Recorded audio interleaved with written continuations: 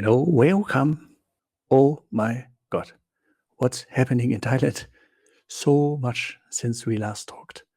Ongoing crackdown on criminal foreigners and Thai mafia, fresh new raids and numbers, scammer investigations, illegal restaurants. You can really say Thailand's fraud empire is falling. And the country, currently the sick man of Asia, has also published a fresh new plan to become a rich country. But first, if you're new here, I'm Tim. I help Thailand travelers plan better trips, understand culture, people, politics, and nightlife. Speaking of nightlife, there's a QR code where you can register for an upcoming Real Talk live stream. Let's go. This is the wonderful south of Thailand. You see the yellow pin, Phuket, the red pin, Phang Nga province, and the blue one is Krabi. And these three provinces just woke up to the sound of the police. 48 people in handcuffs by sunset, 21 of them foreigners, 11 Israelis, 2 French, 2 Polish, 2 Swiss, 1 Brit, 1 Dutchman, 1 Russian, 1 South African, 89 land plots searched, 49 rai of land flagged. That's 11 FIFA football fields, over 1 billion baht in property locked down on one single morning. 32 billion US dollars. What? Hello, welcome to phase 3 of Thailand's crackdown on criminal foreigners and nominee arrangements. Code word: Operation to dismantle foreign nominee networks, phase 3, Andaman site. So if you watched my breakdown on why Thailand is cracking down so hard right now, you already know the why. This is the what. This is what enforcement looks like when the political will lands on the ground at 6 a.m. with arrest warrants on tourists' favorite islands. That's so crazy what's happening right now. Here's the news straight. Police General, Deputy National Police Chief, Immigration Division 6, the commanders of Phuket, Phang Nga, Krabi Provincial Police, Deputy Director General of Department of Lands, Department of Business Development, 3 provincial governors, everyone, and a stack of court-approved warrants, thick enough to clear an entire province. 59 arrest warrants, 28 for Thai nationals, 31 for foreigners. You see that? Thailand is arresting almost as many of its own citizens as foreigners. This never happened. The strawman shareholder economy is being dismantled from both ends at once. Tough times for Thailand's mafia, who made so many things possible over the years. In Phuket, there were many, many cases, but one prominent one is the GMAT network. They ran hotel, resort, condominium business, motorbike rental fleet, a restaurant, a shop with green leaves, you know what I mean, and a gym. So big, all of them linked together, and all of them allegedly built on the same nominee skeleton. And the other cases were divided in 2 groups. First, 10 companies allegedly acting as nominees, covering 4 land plots measuring 4,000 square meters and worth about 3.5 million US dollars. 13 warrants, 12 foreigners. The second group, 39 companies holding land while having more foreign shareholders than Thai shareholders. Not good. 20,450 square meters, worth almost the same as before, 3.5 million US dollars, 29 search warrants. Together, the Phuket cases covered 56 land plots. It's only Phuket, but there's Phang Nga too, the wonderful area, you know, with the wonderful bay and the beautiful views and heaven on earth. What had happened there? I just say one word: Sava Beach Hotel. Officers walked in, hello, welcome, and found 7 villas operating as a hotel without a hotel license. It was a full operation hiding inside what looked like a residential compound. Arrested at the scene immediately, a British national named Mr. Andrew, the company director. And investigators flagged that the Thai shareholders on the company, Saba Beach Hotel, were on social security cards, meaning they were employees of the foreigner, not investors. The detail killed the entire legal defense. No good. And there's more. Krabi. Don't we all love Krabi? Yes. Also the people from the tropical house. It's a masterclass in how to expose yourself. A Polish couple, Katarzyna and Kamil, run a real estate development company, building modern pool villas in Nuer Klong, Nong Tale, and Khao Tong. Starting price $350,000 per villa. The company's registered capital only around $121,000. The land it actually held, 16 plots worth more than $6 million. A 50 times multiple between what they said they had and what they actually controlled. No clean explanation, of course, for that exists. The Thai shareholders held 100% on paper, while Katarzyna and Kamil ran the business in reality. Another thing in Krabi, Ganj Limited Partnership, an entertainment and music business owned in reality by a South African man named in the police statement as Stefan. This one is the darkest case, because you won't believe what I say now. Investigators found that the signatures of dead people had been forged on shareholder documents.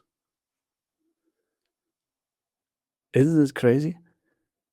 The upstream of the operation was a Thai lawyer and a Thai auditor who allegedly built false paper trails using deceased Thais as silent shareholders. Very, very silent.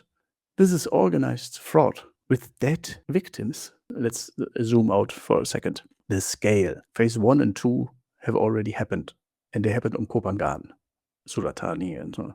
105 cases, 22 arrests, 13 judgments handed down so far. The sentencing is now public. 1 year, 3 months in prison, plus 15,000 baht fine and a court order to dispose of the land within 180 days to a year. If the foreigner refuses to dispose the land, the Director General of the Department of Lands gets the authority to sell it on their behalf.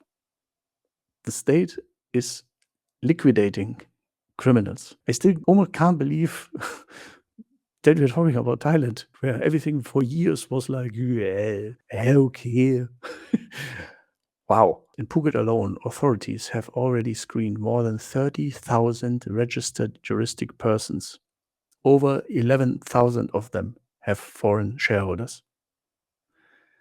After analysis, more than 600 of those companies are now flagged as at risk for nominee structures.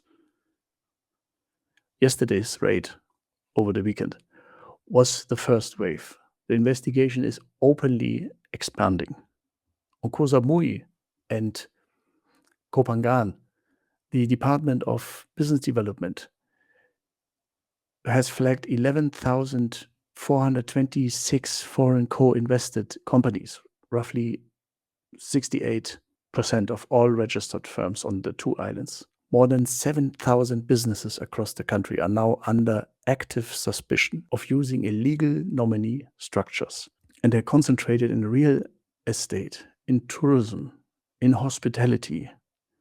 As of earlier this year, Thai authorities had already prosecuted more than 850 companies for damages exceeding 15 billion baht. That's roughly 458 million US dollars in lost state revenue. This is a national audit with arrest powers attached. This is the part of the story the real estate agencies don't want you to read or hear or see or know. The villa segment in Thailand's resort destinations was built for years on the single trick, the nominee shareholder structure. Foreigner can't own land in Thailand directly. So for decades, agents and lawyers sold the workaround. You set up a Thai company with a Thai shareholder holding 51%. You put the villa in the company. The Thai shareholder has no money, no tax records, and no real claim to anything. But on paper, the company is Thai-owned, and the foreigner controls the asset through preferential shares.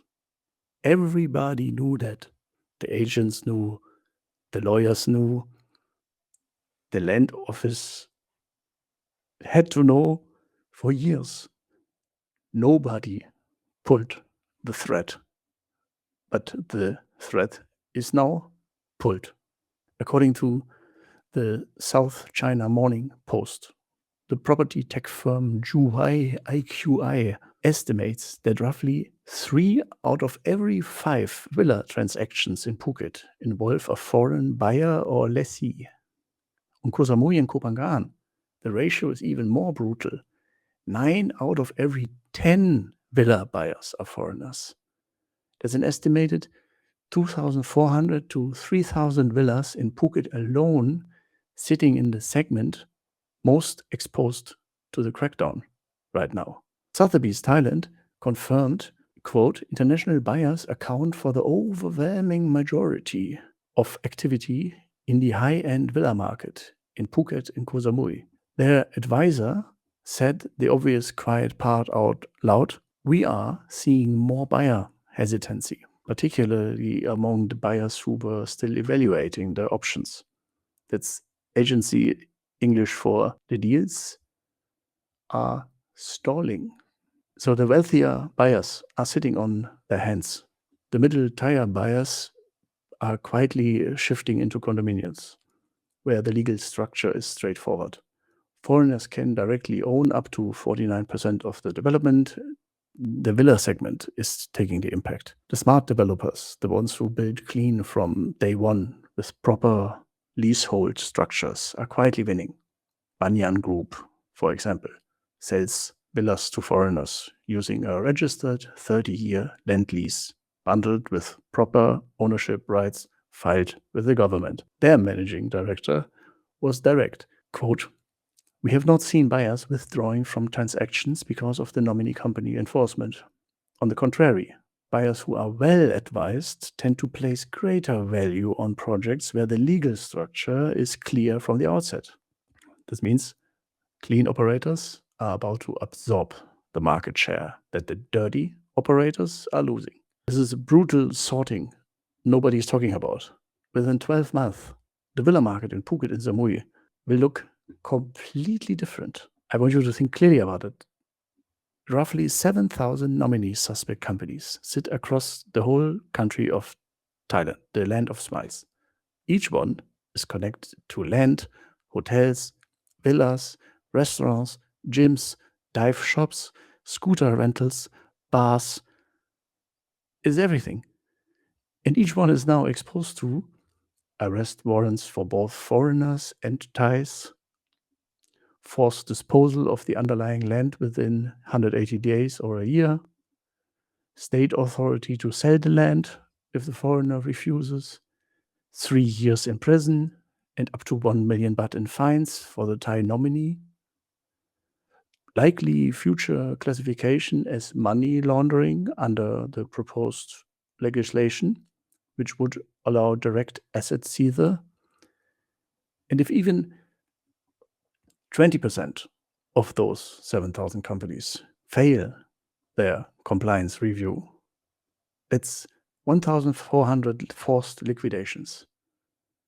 A sudden distressed asset wave hitting the villa, boutique hotel, small bar, gym, restaurant, dive shop, scooter rental market in the next 18 months. For clean buyers, sitting on cash is not a crisis. It's more like a once-in-a-generation entry window. For the dirty operators, the criminal guys sitting in those shells right now, the future is going to be very, very bad. Thailand does a lot of things right now. And this is something that is nobody connecting. It's the FastPass. No, it's not the fast track immigration. FastPass. And it's weird. While the police kicks in doors in Krabi, the Prime Minister's office finalized or is finalizing the launch ceremony of something called Thailand FastPass. Same week, same government, same Prime Minister Anutin. Shan Virakul. Sorry for mispronouncement. In the Thailand FastPass is a new accelerated investment scheme that cuts approval and licensing times for major projects by 20 to 50%. Coordinated approvals from the Board of Investment, Department of Industrial Works, Industrial Estate Authority, Office of Natural Resources, Customs Department, electricity authorities, all stacked into one streamlined channel for the big ticket investors. Early numbers, okay, 25 projects already approved under Thailand FastPass, 223.2 billion baht in combined investment commitments, additional 9 projects worth 52.1 billion baht. So this means a broader 2023-2025 pipeline of 78 large-scale projects worth 480 billion baht of investment promotion approval, with another 350 billion baht in potential investment unlocking by 2037. So Thailand's International Investment Competitiveness Ranking, IMD, immediately moved up from 30th to 24th in the same period. 6 position jump in one of the most watched investment rankings in Asia. On the one side, Prime Minister is greenlighting an operation that will arrest 21 foreigners in a single morning, seize 1 billion baht of nominally held land, and put a public scare into 7,000 suspect companies. At the same time, same but different, the same Prime Minister is personally launching a scheme to fast-track 223 billion baht of legitimate foreign investments. Thailand is sorting the criminals, the unregistered villa operators, the dead Thai shareholder fraudsters, you remember? The unlicensed hotel runners, the cannabis shop frauds, the scam compound transit users. Bye-bye. Cuffed, liquidated, deported, never see you again.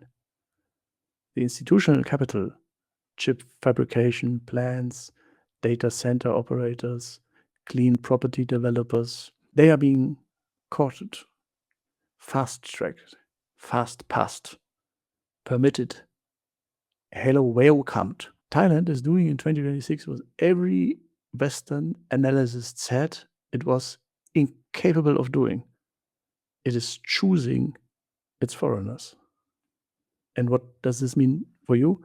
If you fall into any of the following categories, you need to think carefully about the next 12 months. Category 1, you bought a villa. Lucky, but through a Thai company structure with a fake Thai shareholder. Your asset is sitting in a category the Thai state has now publicly named, prosecuted, and started liquidating. You need a real lawyer this month, not next quarter. Number 2, you run a small hotel, dive shop, bar, rental business with a nominee Thai partner who has no real stake. The Sava Beach Hotel arrest is the template for what happens to operations like yours. The Thai partner has now been told by the state that they personally face up to 3 years in prison for the favor they signed.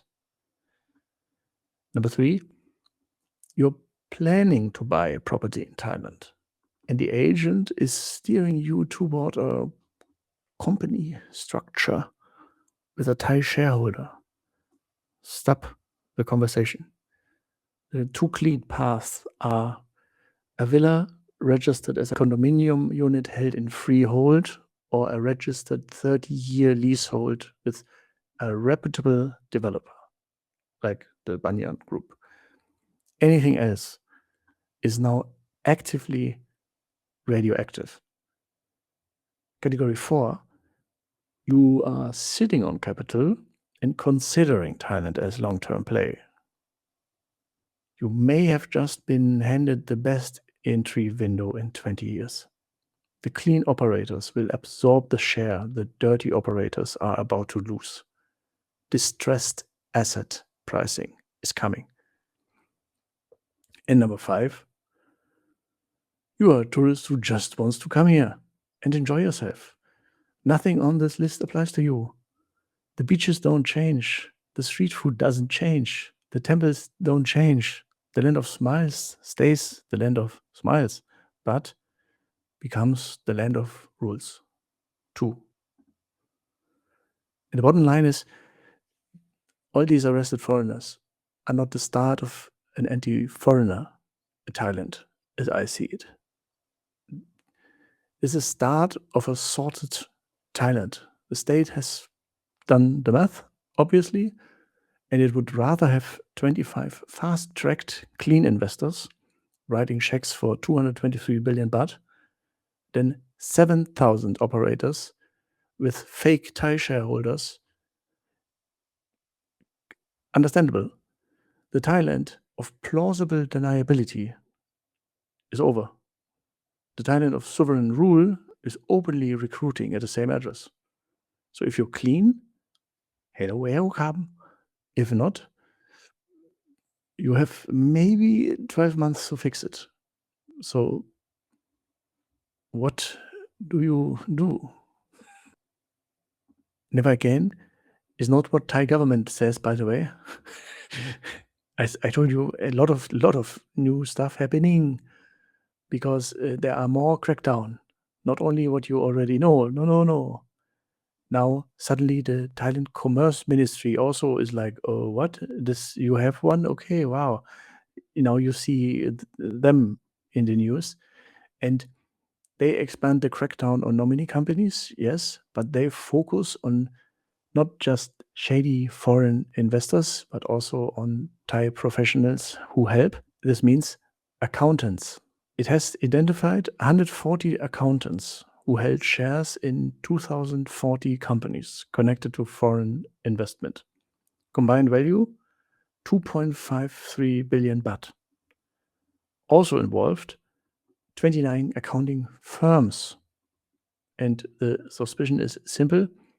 Either these accountants are incredibly wealthy and genuinely invested in thousands of businesses, or some of them may have been acting as Thai proxy shareholders for foreigners. And this matters because under Thailand's Foreign Business Act, certain business sectors are restricted for foreigners. The Department of Business Development is now focusing on 6 high-risk sectors: tourism and related businesses, real estate, e-commerce and logistics, hotels and resorts, agriculture, and construction. Companies under investigation are mostly in sectors as real estate, tourism businesses, restaurants, hotels, resorts, souvenir shops, car rentals, supermarkets, property services, service businesses in general. By now, it held like only Phuket and Krabi and Koh Samui. Now they focus on these 8 provinces: Chonburi, Pattaya, Chiang Mai, Mae Hong Son, North, Prachuap-Khiri-Khan, Hua Hin, Surat Thani, Koh Samui, Koh Phangan, Koh Tao, Phuket, Krabi, and Phang Nga. But some of these accountants involved were also based outside these areas, including Bangkok. So the Department of Business Development has already forwarded the information to relevant agencies for legal actions. And here's the important part. Thailand is changing the way it checks foreign invested companies. Since January 1, Thai shareholders in companies with foreign investors have had to submit 3 months of bank statements from the date capital or share payments were made. The goal is to prove they actually have the money to invest and are not just holding shares on paper for a foreign owner. And according to the DBD, that's the Department of Business Development, this already had a major impact. From January to the end of March, nominee risk company registrations dropped by 51% compared with the same period last year. Surprise, car! And after more investment verification measures were introduced on April 1, nominee risk firms dropped by another 65%. And more restrictions are coming. A new round of stricter measures is expected to take effect on August 1. And the next phase will focus on financial trails. Was the investment money really paid? Where did the money come from? How was it transferred? Did the Thai shareholder genuinely invest their own money? And the measures will come in 2 phases. Phase 1, investors will have to submit bank statements or transaction records together with business registration documents.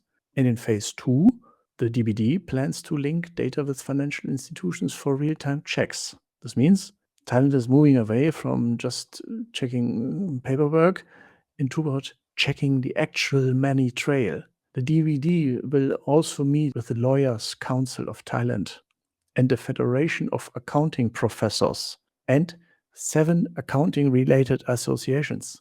The goal is to tighten supervision of more than 80,000 accountants nationwide and stop accountants from being used as tools for foreign nominee structures. There's also another loophole the government is now watching. The DBD is monitoring 2 people of foreign origin who obtained Thai nationality and then used the status to register companies. In these cases, the naturalized Thai nationals reportedly held more than 50% of the shares, while the remaining shareholders were foreigners. So on paper, the companies look Thai, but in reality, according to the DBD, all shareholders, all 100% were foreigners. This is worrying because it could become another way for foreign investors to control restricted businesses while appearing legally Thai. And now let's move to Bangkok. And what could happen in Bangkok? Food crime. food criminals. What all is happening in the district Huai Khwang? Blue Line, MRT subway, Asok, 2 or 3 stations north. This is Huai Khwang. If you know Jot Fair's night market, then you know 1 more station and you are in Huai Khwang. Cool area. Some call it the new Chinatown. Night markets a bit seedy. So the Thai local nightlife is happening there. And investigations are happening because 3 foreign-linked food delivery app companies operating in the Huai Khwang area. Initial checks found that 2 of them were Thai-registered companies, where Thai nationals held more than half the shares. The third company, foreign-owned. The DBD is now checking whether the 2 Thai-registered companies are actually using Thai shareholders as nominees for foreign nationals. So be careful. And it's also checking whether the foreign-owned company has proper permission to operate.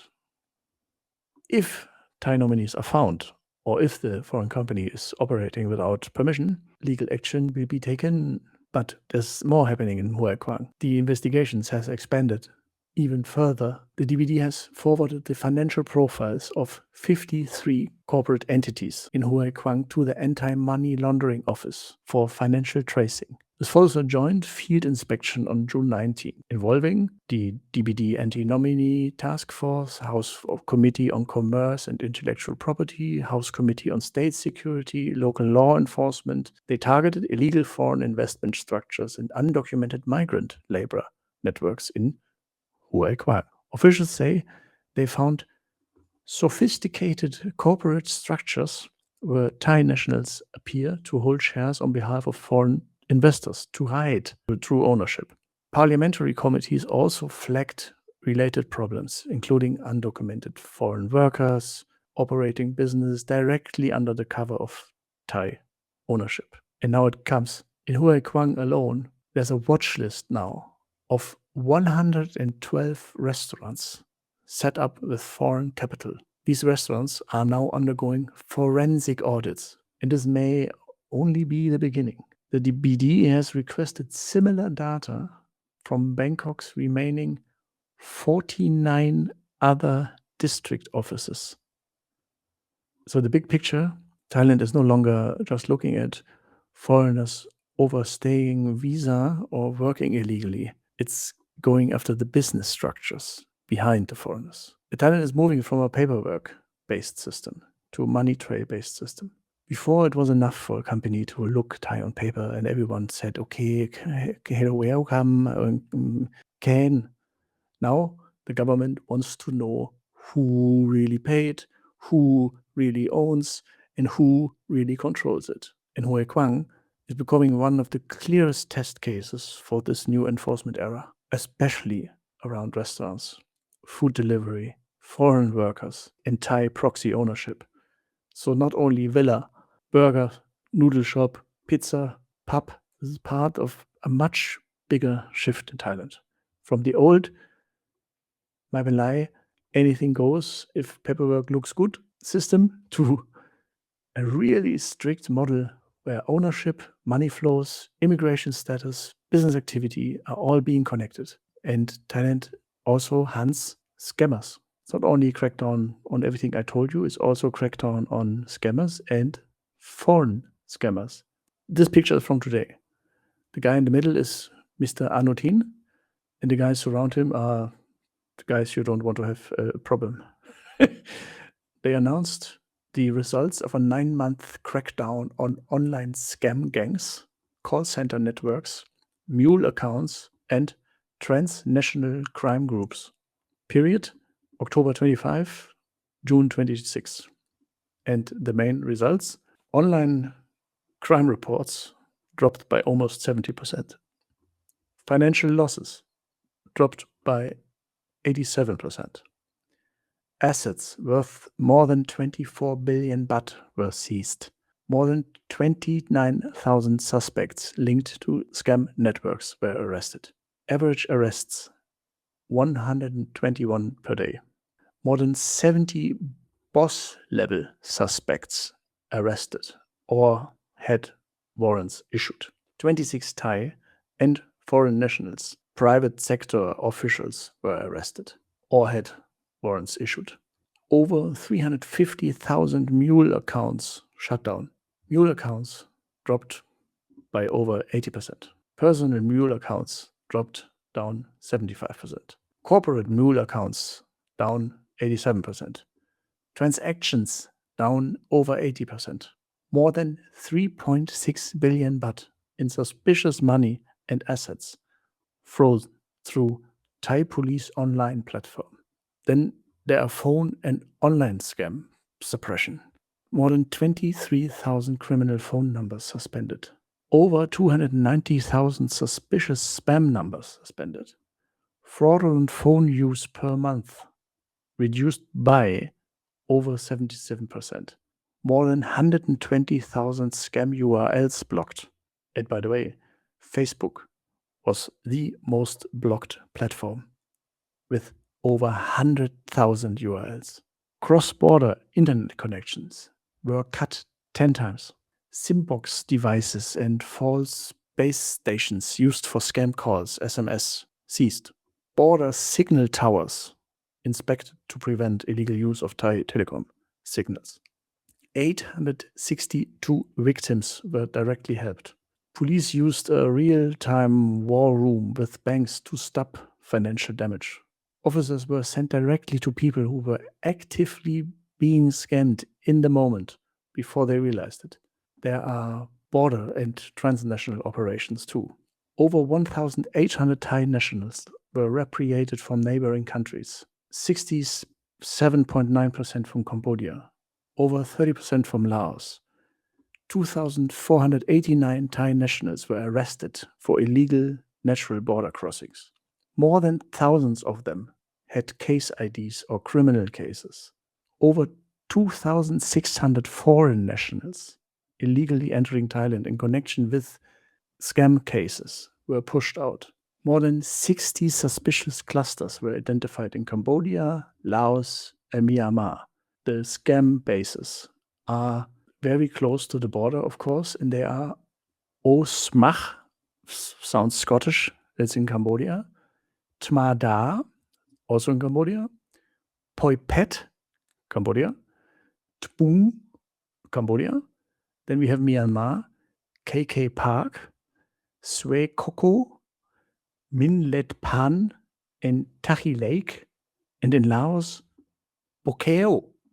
Sounds like very good Thai dishes, but basically are scam bases with giant criminal compounds. There are some major cases. One is the operation to sweep the Nong Chan village and illegal Khmer military warehouses. Then there was an operation against the Yim League Ben Smith network. Never heard before. Yim League is a Cambodian tycoon scam tycoon, allegedly. And Ben Smith is not Ben Smith. The real name is Benjamin Mauerberger. Sounds German, but is South African. He is married to a Thai woman, a beautiful Thai woman. Also a tycoon, giant case in Thailand, in Cambodia. In that network, more than 10 billion baht in assets have been already frozen and seized. And of course, arrest warrants issued for Ben Smith and his beautiful Thai wife. There are alleged cross-border investments fraud losses. More than 1 billion baht also happened. Extradition of Chinese grey capital figure Xi Jinping to China. And joint investigations with the FBI strike force. They're not joking around anymore. So the core message is Thailand says the crackdown is no longer just about arresting low-level scammers. Authorities are now targeting the full ecosystem: mule accounts, scam websites, phone infrastructure, border bases, nominee structures, corrupt officials too, financial flows, and boss-level operators. What happened to Thailand? What's going on? The kindest nation on earth that everyone thought, yeah, can do what they want, suddenly says, stop. We've seen enough. It's crazy, right? Thailand is not only cracking down and kicking everyone out who makes money illegally. They published their new 12-year economic plan to become a high-income country. Thailand wants to become a high-income country within 12 years. This is the plan. The current annual income per person in Thailand is $8,000 to $9,000. Let that sink in. That's 260 to 290,000 baht. That's what some people spent on 2 Pattaya trips. $8,000 to $9,000. Target: over $15,000 annual income. So from 260,000 baht to 490,000 baht. Current estimated growth potential, according to government, is 2.7%. Medium term, more than 3%. And what's needed to reach high income status, according to government, is 5.5% economic potential, supporting around 5% GDP growth. Thailand wants to be competitive. They want to enter the world's top 20 in global competitiveness by 2030. There's an investment target, and the current investment level is 22% of the GDP. Target: 30%. There are 4 main growth engines The one is new investment, AI, digital technology, data centers, financial hub development, clean energy, modern automotive automation, and then we have high potential sectors. Tourism, high value healthcare, food security, processed agriculture, the creative economy, wholesale and retail upgrades. Then there's human capital and innovations, research, startups, AI skills, digital skills. They know they need to remove state obstacles, make it easier. So, digital government, less bureaucracy. Every country dream to have that. Anti-corruption reforms. Woohoo. Public asset management reform. Then they announced something very funny, maybe just because right now is the FIFA World Cup, and they really compared it to a football team for the US viewers, soccer team. And they split it, the new economic model, in defense, midfield, and attack. And defense is fiscal discipline, economic stability, and investor confidence. For midfield, the players are infrastructure, electricity, water, clean energy, AI readiness, laws, and workforce. And the attacking lineup is income-generating sectors like agriculture, food, vehicles, electronics, healthcare, tourism, trade, and creative industries. The quick wins, there must be results within 6 months or 1 year. But the big wins are structural reforms within the government's 4-year term. They have trade and export goals. So Thailand wants more trades with the European Union, with the United States, with Canada, or how I call them, the Thais of the West, because so kind, and UK. Right now they have 7,000 major exporters out of more than 20,000 business operators. And the goal is spread export income and opportunities to more businesses and more communities. Then there will be legal reform numbers. So about 90% of Thai laws are permission-based, and the government wants to reduce licensing procedures, FastPass, simplify subordinate laws, move more services online, and improve procurement rules for delayed public construction projects. The core message here, Thailand is trying to escape the middle income trap by combining high investment, stronger private sector cooperation, future industries, workforce upgrades, legal reform, and export expansion. Sounds good. Comes from a billionaire prime minister. But right now it's only on paper. Back to chat now.